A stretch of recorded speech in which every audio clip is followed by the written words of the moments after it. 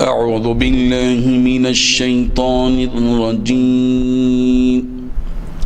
بسم الله الرحمن الرحيم وإن طلقتموهن من قبل أن تمسوهن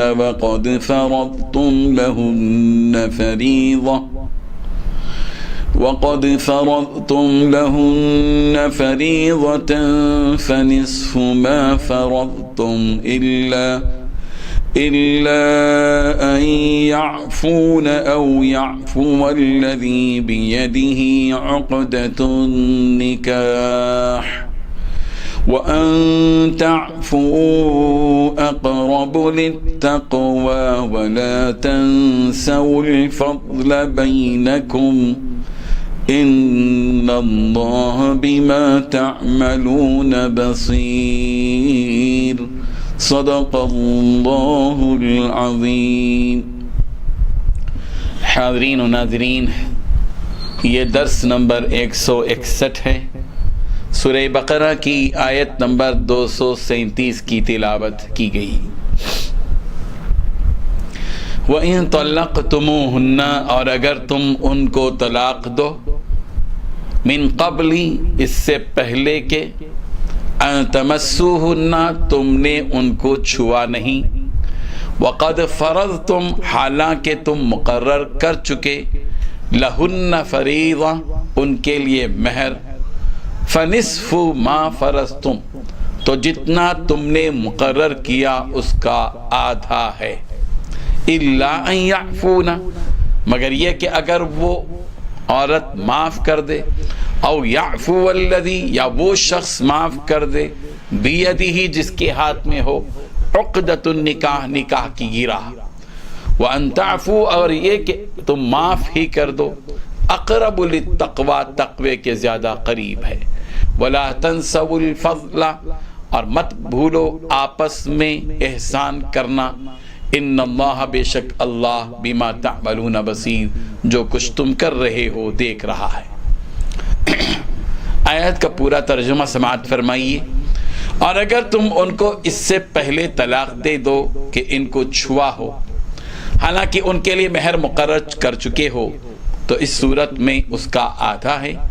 جتنا تم نے مقرر کیا ہے، مگر یہ کہ وہ معاف کر دیں یا وہ شخص معاف کر دے جس کے ہاتھ میں نکاح کی گرہ ہے، اور یہ بات کہ تم معاف کر دو زیادہ قریب ہے تقوی سے،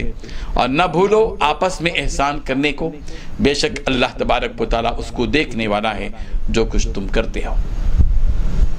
بزرگان محترم،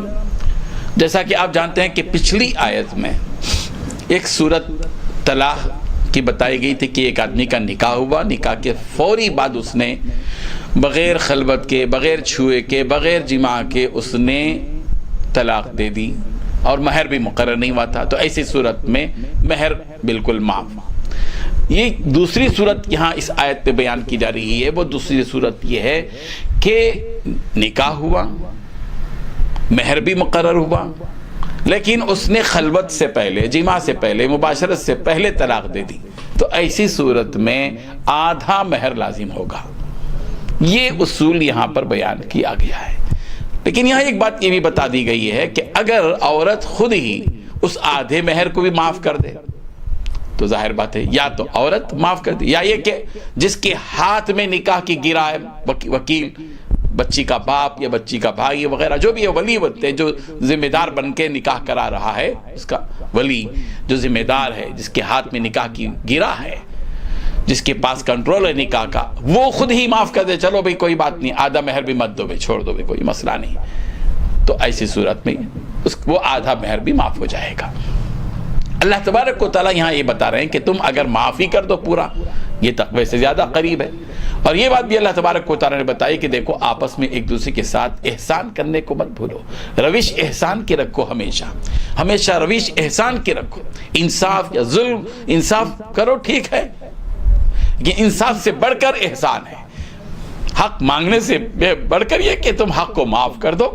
یہ اللہ تبارک و تعالیٰ بتا رہے ہیں کہ آپس میں احسان کرنا مت بھولو، اور ظاہر ہے کہ اللہ تبارک و تعالیٰ جو کچھ تم کر رہے ہو، تمہاری نیتوں کو، تمہارے عمل کو، سب کچھ اللہ تبارک و تعالیٰ دیکھ رہا ہے اور اس سے پوری طرح باخبر ہے۔ بہرحال یہ مسائل یہاں بتائے گئے ہیں، لیکن ہم یہ صاف طور پر بتا دینا چاہتے ہیں کہ یہ جو طلاق اور نکاح اور یہ اس سلسلے میں جو باریکیاں ہیں، ان کا تعلق، ان کو